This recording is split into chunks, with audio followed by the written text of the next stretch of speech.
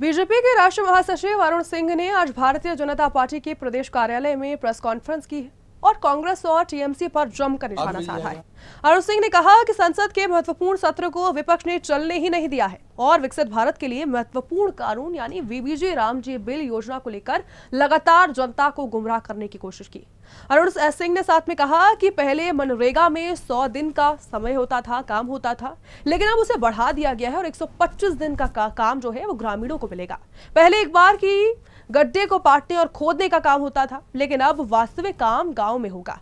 अरुण सिंह ने साथ ही कहा कि पश्चिम बंगाल में मनरेगा में व्यापक तौर पर भ्रष्टाचार भी हुआ है।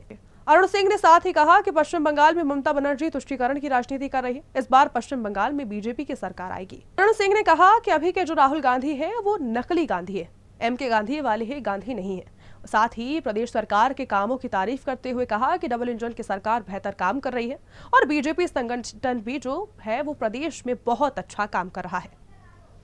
इसी को लेकर आपको सुनाते हैं प्रतिक्रिया। संसद सत्र अभी संपन्न हुआ है। हमने लोकसभा और राज्यसभा में देखा कि कांग्रेस के पास कोई मुद्दा नहीं था। कई बिल पे चर्चा हुआ, वो ढंग से अपनी बात भी नहीं रख पाए। उसके बाद आकर के बाहर कहना कि हम जो यह बिल है जी राम जी इसका विरोध करेंगे। मैं भी संसद में था। कांग्रेस के लोग दिग्भ्रमित थे, कुछ भी नहीं बोल पाए।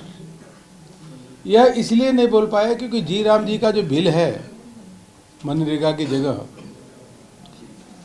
पहले 100 दिन की रोजगार की गारंटी देता था, अब 125 दिन की रोजगार की गारंटी देने वाला है। तो लगभग 25 दिन अधिक लोगों को रोजगार देगा।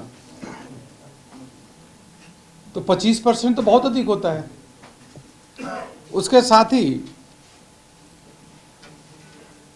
जो योजनाएं बनेगी, जो काम होगा, वह ग्राम सभा और ग्राम पंचायत तय करेगा कि हमारे ग्राम सभा ग्राम पंचायत में क्या काम होना है। कि जल संरक्षण के लिए होना है या कोई इंफ्रास्ट्रक्चर क्रिएट करना उसके लिए करना है, स्कूल बनाना है या छोटे छोटे तालाब बनाने हैं। ऐसी चीज़ों का जो निर्णय लेगा वो ग्राम सभा और ग्राम पंचायत ही लेगा। तो उनकी तरफ से यह भ्रम फैलाना कि नहीं केंद्र तय करेगा, केंद्र तय नहीं करेगा। उसमें स्पष्ट है कि यह जो है पूरा का पूरा ग्राम सभा और ग्राम पंचायत तय करेगा। हमारे कृषि मंत्री जी शिवराज सिंह चौहान जी ने भी सभी को एक पत्र लिखा है बाकायदे और कहा है कि इस बात को नीचे तक ले जा करके समझाएं। हाँ, इतना ज़रूर है कि पहले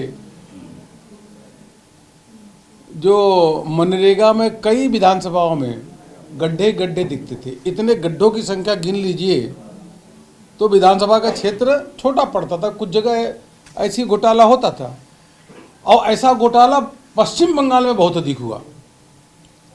पश्चिम बंगाल में 19 जिले ऐसे थे जो जांच में पाया गया कि इन 19 जिलों में जो मनरेगा के अंतर्गत काम हुआ वह काम हुआ ही नहीं। वो पूरी की पूरी स्कीम ही उन्होंने उसकी एक तरीके से बोगस उसका फ्रेमवर्क दे दिया, पूरा लूट लिया। और इसीलिए केंद्र सरकार ने इन 19 जिलों की जो धन थी उसको भी रोका, आवंटन भी रोका। ऐसे कई जगह शिकायतें मिलती थी। उसमें किस प्रकार से बायोमेट्रिक्स का उपयोग किया जाए, कैसे कंप्यूटराइज किया जाए, कैसे लाभार्थी को उसका हक मिले, बीच में जो दलाल हैं उनके पास पैसा न जाए, उसके लिए यह स्कीम लाई गई है कि इंफ्रास्ट्रक्चर क्रिएट होगा। जब इंफ्रास्ट्रक्चर क्रिएट होगा तो गांव का जो हम सोचते हैं कि सर्वांगीण विकास, तो सर्वांगीण विकास भी इसके माध्यम से होगा। नहीं तो मनरेगा के नाम पे किसी भी गांव में चले जाइए और कहीं मनरेगा के 5 साल का में क्या डेवलपमेंट हुआ है, न वो स्कूल बता पाएंगे, न तालाब बता पाएंगे, न सड़क बता पाएंगे। केवल गड्ढे खोदना और फिर गड्ढे भरना। तो प्रधानमंत्री मोदी जी जो यह चाहते हैं कि गांव का सर्वांगीण विकास हो। जब एक और गांव को के लोगों को आवास देने का काम प्रधानमंत्री आवास योजना के अंतर्गत 4 करोड़ से अधिक आवास दिया और भी चल रहा है। 12 करोड़ से अधिक घरों में नल से जल की व्यवस्था किया। प्रधानमंत्री सोलर मुफ्त जो अपना योजना, बिजली की योजना, तो वो अभी फ्री में दे रहे हैं। तो ऐसे अन्य आयुष्मान भारत का कार्ड, वेलनेस सेंटर, ऐसे जब ये क्या है कि गांव के लोग स्वस्थ रहें, शुद्ध पीने का पानी मिले, अपना इलाज करा सके, उनको बिजली भी मुफ्त में मिले, जब यह कर रहे हैं तो इसके साथ साथ आवश्यकता है कि गांव में इंफ्रास्ट्रक्चर भी अच्छे मजबूत हो।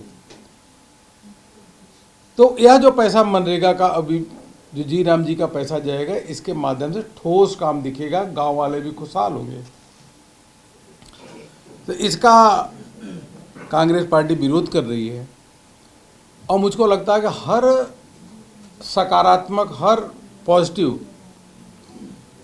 जो भी काम होता है उसको विरोध करते ही करते हैं। इसीलिए प्रदेश और देश की जनता उनको नकार रही है। लगातार हार का सिलसिला, हरियाणा में हारे, फिर धीरे धीरे करके हरियाणा, महाराष्ट्र, दिल्ली, बिहार, वो कांग्रेस जीरो होती चली जा रही है। और ये मान के चलिए अब पश्चिम बंगाल में भी चुनाव हो रहा है, असम में भी और तमिलनाडु में भी, यहाँ सब हारेगी कांग्रेस। इसके पास कोई जीत, मतलब एक सम्मानजनक सीट भी पाने का कहीं इनका दूर दूर तक, कोसों दूर दिखता नहीं कि सम्मानजनक सीट भी कांग्रेस जीतेगी, क्योंकि वो नेतृत्व विहीन पार्टी है और दिग्भ्रमित पार्टी है। इसलिए मित्रों, यह पूरा का पूरा मेरा आपसे भी निवेदन है कि जी राम जी बिल को पूरा अगर देखेंगे तो इसमें इसका सोशल ऑडिट भी होगा। और सोशल ऑडिट भी गांव के लोग ही करेंगे। तालाब बनेगा, चेक डैम बनेगा, स्कूल बनेगा, अस्पताल बनेगा, नालियां बनेंगे, शेड बनेंगे और सेल्फ हेल्प ग्रुप के महिलाओं को भी इसके साथ जोड़ा जाएगा। और फसल के कटाई के समय अलग से प्रावधान है कि वह किसानों को भी लोग मिले, उसके लिए 60 दिन का प्रावधान है कि 60 दिन जो है पहले से नोटिफाई हो जाएगा। पहली बात तो मैं यह आपके सामने इसके बारे में कहना चाह रहा था। और दूसरा, एक बहुत बड़ा देश के सामने सम्मान का विषय है कि नक्सल से निपटने में हमारी केंद्र सरकार, माननीय प्रधानमंत्री मोदी जी के नेतृत्व में, माननीय गृह मंत्री अमित शाह जी के रणनीति के से और प्रदेशों के सरकार के सहयोग से पूरी तरीके से नक्सल मुक्त छत्तीसगढ़, नक्सल मुक्त भारत की ओर हम अग्रसर हैं। और 31 मार्च 2026 तक यह मान लीजिए कि पूरा देश हथियारबंद नक्सलवादियों से मुक्त हो जाएगा। उस दिशा में बहुत तेज गति से आगे बढ़ रहे हैं, क्योंकि सरकार के विल पावर, हमारे देश के यशस्वी गृह मंत्री आदरणीय अमित शाह जी, जो उनकी जो रणनीति है, जो उनकी योजना है, जिस प्रकार से मॉनिटरिंग कर रहे हैं, प्रदेश की सरकारों से बात कर रहे हैं और नक्सलवादियों के साथ कठोरता के साथ उनके साथ बात करना, और उसी के साथ साथ यह भी कहना कि विकास के धारे में आ जाओ, विकास के अनेकों योजनाओं की लंबी कतार लगा दिया। उदाहरण के रूप में यही देखें तो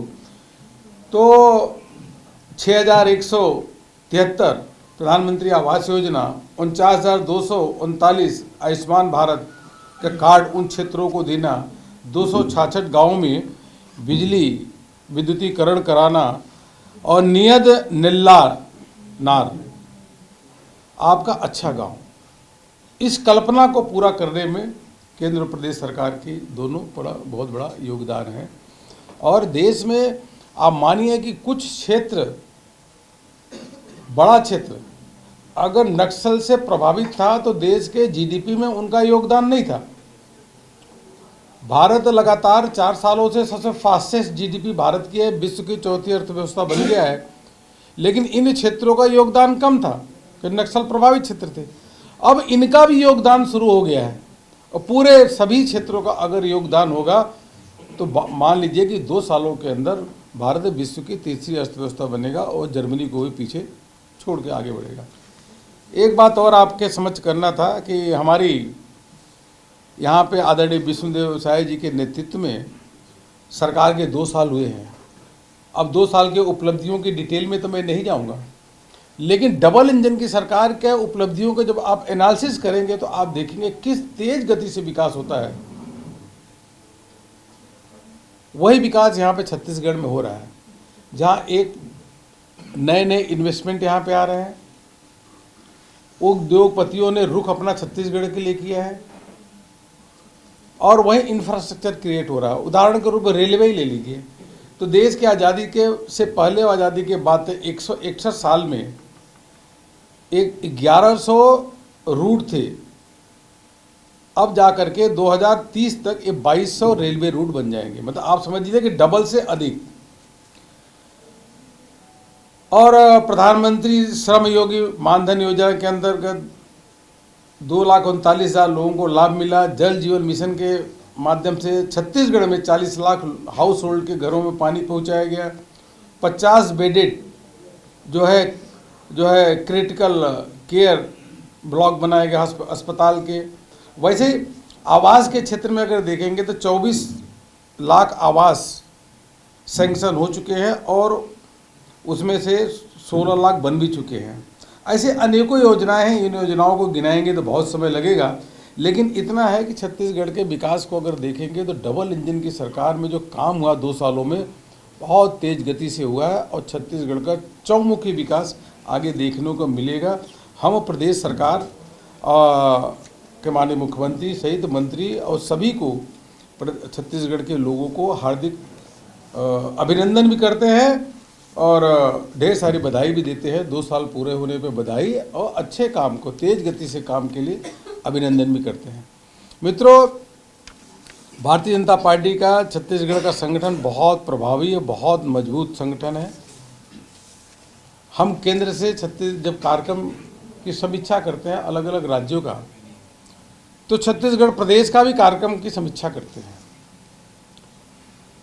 वास्तव में जो छत्तीसगढ़ के प्रदेश यूनिट और जिला यूनिट, ये पूरे भारतीय जनता पार्टी के जो कार्यक्रमों की जब क्रियान्वयन करती है, जैसे 150 साल वंदे मातरम का हो या संविधान दिवस मनाने की बात हो या अपना सरदार वल्लभ भाई पटेल की जयंती के लिए मनाना हो या अभी अटल जी की, श्रद्धेय अटल जी की जो जन्म शताब्दी वर्ष मनाने की हो, तो छत्तीसगढ़ बहुत तेज, मतलब छत्तीसगढ़ की रिपोर्ट ये अग्रणी प्रदेश के जो अग्रणी प्रदेश है उसमें से छत्तीसगढ़ आता है कार्य करने के दृष्टि से। और अभी अटल जन्म शताब्दी पे ही हमने देखा छत्तीसगढ़ एक ऐसा प्रदेश जहाँ 175 अटल पार्क ना अटल परिसर 175 अटल परिषद की स्थापना की है। वास्तव में छत्तीसगढ़ के हमारे सभी संगठन के कार्यकर्ता और सरकार को अभिनंदन करना चाहता हूं इस उल्लेखनीय कार्य के लिए कि इन्होंने श्रद्धेय अटल जी के नाम पे, जिन्होंने अटल जी ने छत्तीसगढ़ को बनाया संवारा, उनके नाम पे इस प्रकार से अटल परिषद बनाना, मूर्तियां स्थापित करना। और हमारी छत्तीसगढ़ की पूरी भारतीय जनता पार्टी की यूनिट बहुत सक्रिय रूप से प्रधानमंत्री मोदी जी के जो नेतृत्व में काम हो रहा है उसको, प्रदेश सरकार के काम को नीचे तक ले जा रही है और संगठन को भी बहुत मजबूत कर रही है। आपका कोई प्रश्न होगा जरूर। तो देखिए, अब मनरेगा बदलकर वीबीजी रामजी बिल हो गया है, जिसको लेकर विपक्ष सरकार को लगातार घेर रहा है, लेकिन सरकार के पास भी जवाब है कि मनरेगा से बेहतर वीबीजी रामजी बिल किस तरह है। सुदर्शन छत्तीसगढ़ आप देख रहे थे और ऐसी खबरों के लिए देखते रहिए सुदर्शन छत्तीसगढ़। जय हिंद।